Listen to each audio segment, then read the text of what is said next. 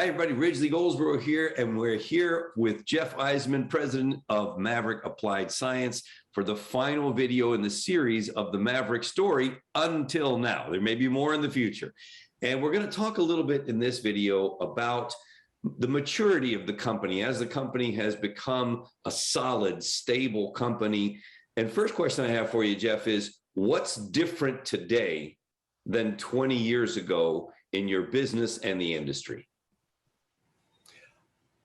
I would say probably the biggest difference that I find today is in the early days when I was rolling into a plant, they would say, "Oh, Mr. Maverick's here." And that was kind of cool at the time, you know, to be kind of recognized that way. But now the company is much more than Mr. Maverick.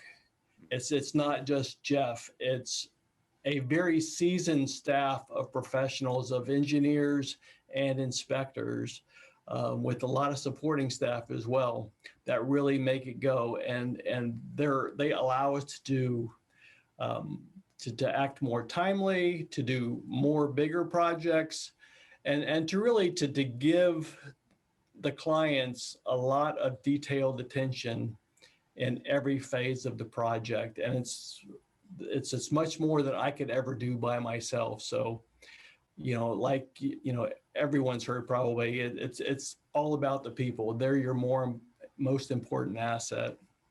And we're like that too. We have a fantastic staff. I really appreciate them.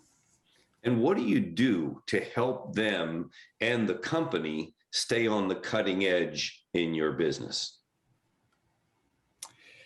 Well, I am the Maverick, so I'm always, you know, thinking kind of out of the box, looking for, you know, what new tools do we need to do better inspections? What areas do we need to improve on? You know, what more do we need to learn? You know, as we've grown, some of the challenges have been in management and tracking and staying on top of all the details. So I'm always pushing them to improve themselves, to, you know, what can we do to improve our team more? And so that is kind of what my focus is, you know, I kind of look at it, you know, every day, either you're taking a step forward or you're taking a step backwards.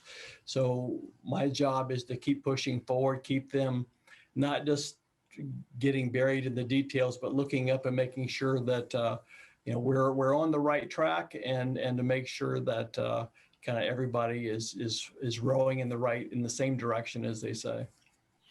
And tell me a little bit about the industry. How has the industry changed, and how does that affect Maverick with those changes over the last 20 years? I would say in the early days, like when we started at Maverick, or even before that, when I was at Beetle, the FRP industry was very much what I would call tribal knowledge. Each manufacturer had their own kind of set of details and practices that they would follow, but there wasn't a whole lot of consistency. And in engineering, you know, we were like this unicorn out there of knowledge, but that knowledge was not really, it did not proliferate through the industry, you know. So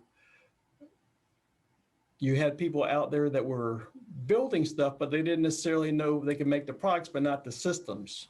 And that's what really caused the issues, where the piping would, for example, be perfectly manufactured, great pipe, great fittings, good installation, but nobody understood how it acted as a system. We've been around 20 years now, so we're viewed as the premier industry expert for engineering. So we feel like our part is to act as kind of the guide for the industry, for, you know, what the best practices are, how things should be done, what to worry about, what are the best materials to use for each application. So that's what the manufacturers as well as the owners look to us to help them through that, to basically guide them along the right path. And tell me, I know almost everybody has been affected by the COVID pandemic. How did that affect your business? And maybe what lessons have you been able to pick up from such a global situation? Oh gosh, everybody has lessons with respect to COVID. I guess it was pretty hard on us. Um, like everybody, when last March came, um, everybody was scared in the office. I mean, we went from being everybody in the office all the time to like one day we sat down and had a meeting, and you just look around and you see a lot of fear on people's faces. Um, so we're like, okay, so clearly everybody has this concern. This isn't going to work anymore. We need to go remote. So instantly we turned the switch and sent everybody home. We had been working remote pretty regular for quite a few years at that point, because we have inspectors and inspections going on outside. So you're always remoting in from a hotel somewhere or something like that. So we were kind of used to that. But literally the office was empty. There were many days when it was just me and Elizabeth in the office for a couple months. Mm-hmm. But the challenge was because our customers, being the plant owners, they had their own fears and concerns about trying to figure out how to keep up and stay operating.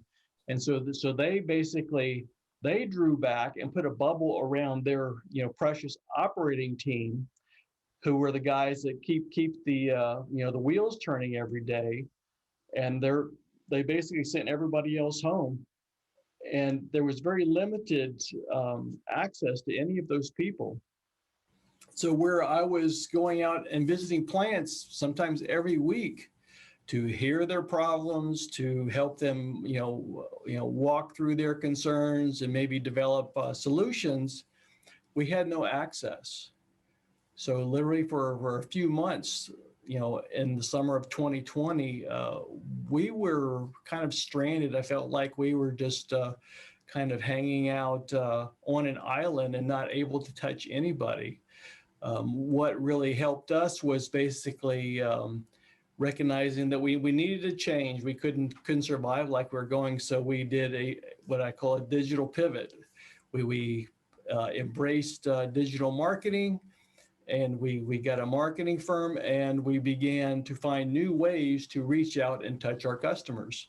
And that has helped us to get stronger, and it's helped us to basically reconnect with our customers.